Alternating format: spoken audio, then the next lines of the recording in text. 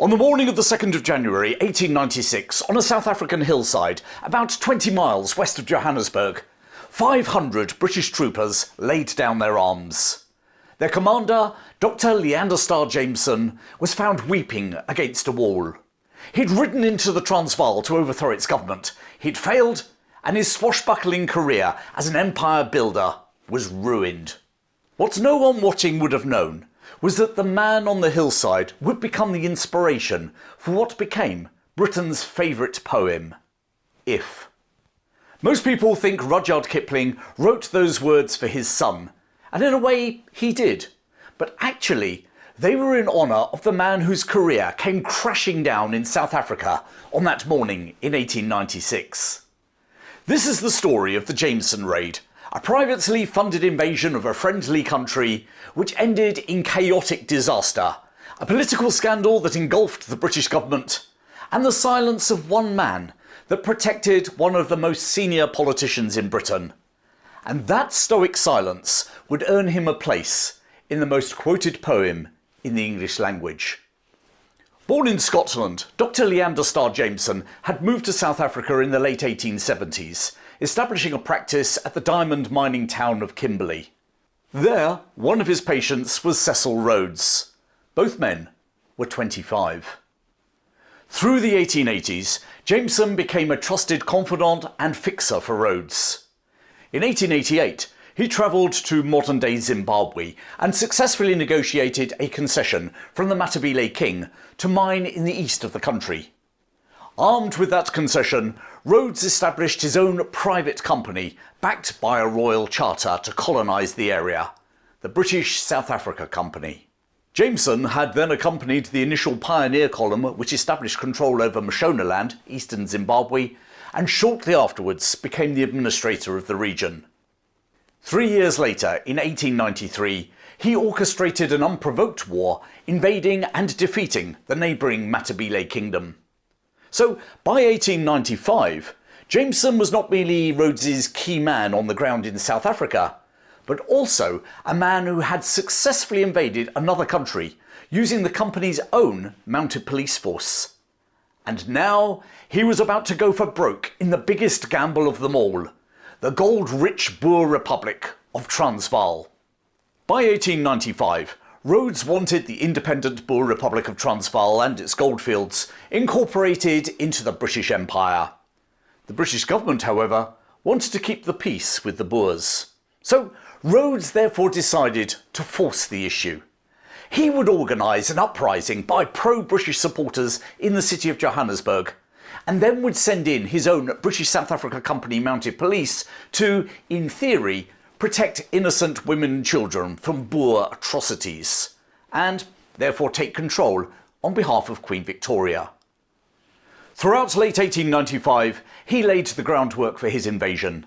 The date set for the uprising was the 28th of December. The man chosen to lead the mounted police to their rescue was Jameson. The Scottish doctor was confident that just like the Matabele, he could easily defeat the Boers.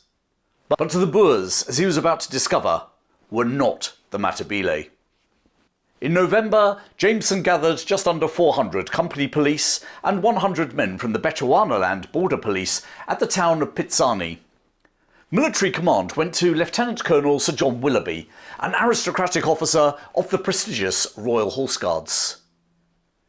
In what we might call an interesting move, the Colonial Secretary in London, Joseph Chamberlain, had transferred Pitsani, 3 miles from the Transvaal border, from British government control to company control.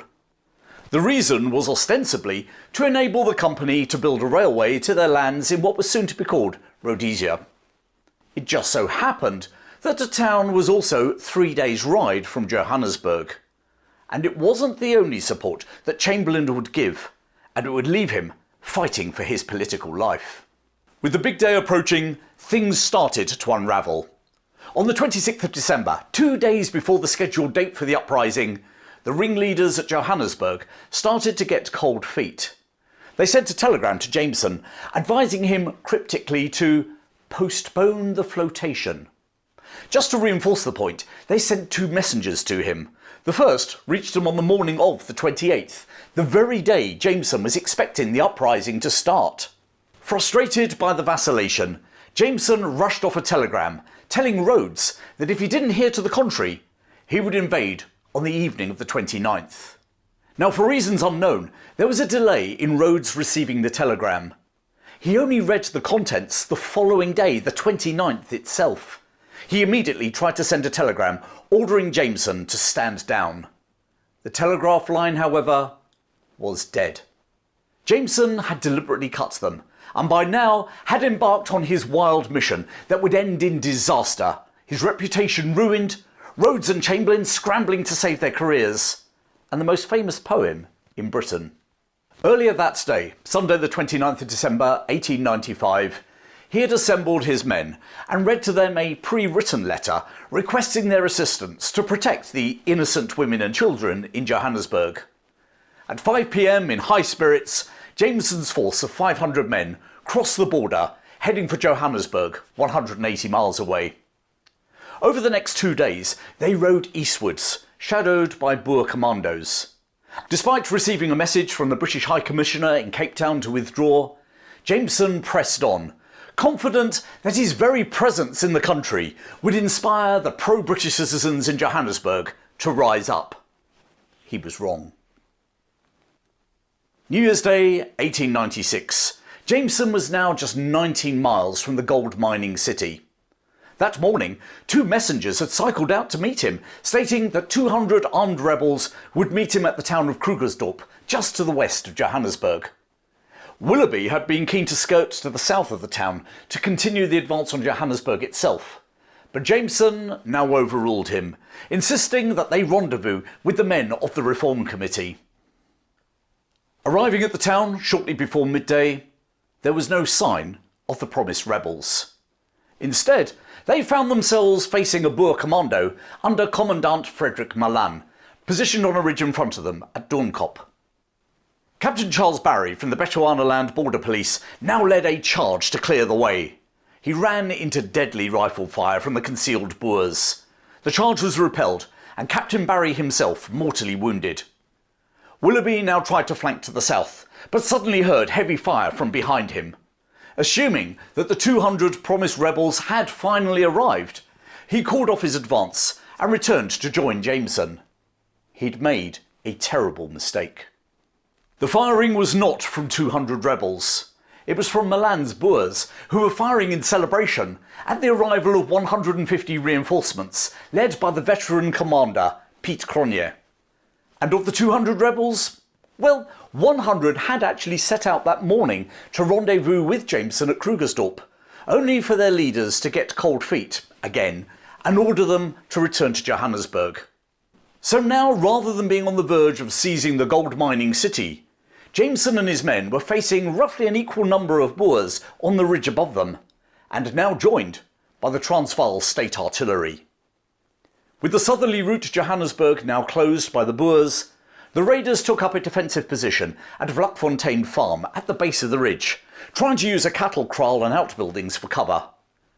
Throughout the night, a firefight raged as more and more Boers arrived to defend their republic. By the next morning, Jameson found himself outnumbered by something like 3 to 1.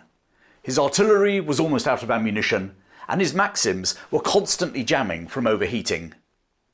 At just after 9 a.m, the Boers saw a white flag fluttering above the farm buildings. Legend claims it was a white apron from a black servant at the farm, but whatever was used, the Jameson Raid was over. Jameson and Willoughby were found sitting against a wall, with tears of emotion running down their cheeks. 22 of the raiders were dead, whilst another 40 had been wounded. Rhodes's great gamble had failed. President Kruger deported Jameson and 13 of his most senior officers to face trial in England. Their trial, Regina versus Jameson and others, started on the 20th of July 1896 at the High Court in London. They were charged under the Foreign Enlistment Act for preparing a military expedition against a friendly state. In the public gallery, American journalist Mary Kraut noted Jameson's entrance into the courtroom. Dr. Jameson was very grave, and he alone was somewhat ill at ease. As he entered the courtroom, a dark flush mounted to his forehead, which slowly faded as he walked to his chair and seated himself with great deliberateness. Throughout the 7-day trial, Jameson kept tight-lipped, refusing to incriminate either Rhodes or Colonial Secretary Joseph Chamberlain. He and his fellow defendants were all found guilty, although only 5 were given prison sentences. Jameson was sentenced to 15 months in Holloway Prison. Willoughby got 10 months. Once released, he and the other officers were quietly readmitted into their regiments. And indeed, Willoughby would win the DSO in the Great War and die on active service in 1918. Whilst in prison, Jameson was classified as a first-class misdemeanant, which entitled him to wear his own clothes, have better meals, and not carry out any prison chores. Now, whether President Kruger felt that an adequate punishment for the man who'd invaded his country, I cannot tell you. As it was, he only served 4 months before being released in December 1896 on health grounds. But the repercussions for the Jameson Raid were far from over. The scandal engulfed the government and led to an unbelievable cover-up. A parliamentary select committee was established to find out exactly what role Government Minister Joseph Chamberlain had played in the whole process. The stakes couldn't have been higher. And incredibly, one of the members on that committee was none other than Joseph Chamberlain himself. As one MP put it, the committee was not only judge and jury, but judge, jury and defendants all rolled into one. Rhodes himself was called to attend. It was at that moment in London that year that Rhodes met for the first time the young writer Rudyard Kipling and invited him to come and see South Africa for himself. Within a year, Kipling was on his way. But that's getting ahead of ourselves. Let's get back to that select committee. It might surprise you to know that Chamberlain maintained that he had no official knowledge of the raid, which, seeing as he had transferred the Pitsani strip to Rhodes's company, was probably stretching the truth more than a tad. Meanwhile, when Cecil Rhodes appeared before the committee, he refused to release 7 telegrams which could have incriminated Chamberlain.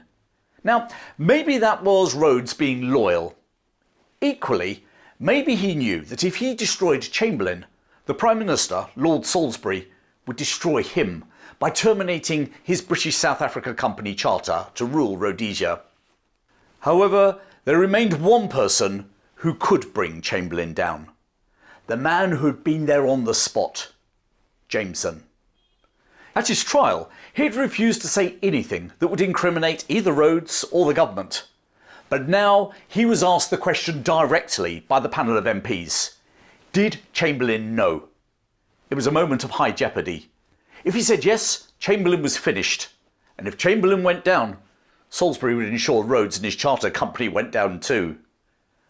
Under oath, Jameson said no. It was his action alone, and the committee believed him. Chamberlain was cleared, Rhodes kept his charter, Jameson had, to use the words of the poem, kept his head when all about you are losing theirs and blaming it on you. Chamberlain and Rhodes might have come away scot-free, but Jameson's reputation was now in tatters. Was it possible to recover it again? The answer, incredibly, was yes. He returned to the Cape to recuperate, and within 3 years had been elected to Parliament, and then Prime Minister of the Cape Colony in 1904, a position he held for 4 years. During this period, he met Rudyard Kipling, who had taken Rhodes up on his offer to visit South Africa. The two men became firm friends, with the Kiplings visiting Jameson every year for nearly a decade. Sometime during that period, Kipling composed the poem, which subsequently appeared in Rewards and Fairies, published in 1910. Ostensibly, it was a poem written to his only son, John, who was turning 13 that year. And yet, Kipling himself, in his autobiography, which was published a year after his death, wrote that the poem was actually inspired by the rise, fall and rise again of Jameson, the man who risked everything on one gamble, lost, started over again, and met both triumph and disaster, and treated both the same. Jameson's journey was the blueprint for the advice that Kipling was giving to his teenage son. And as for Jameson, the honours continued to flow. He was knighted in 1911.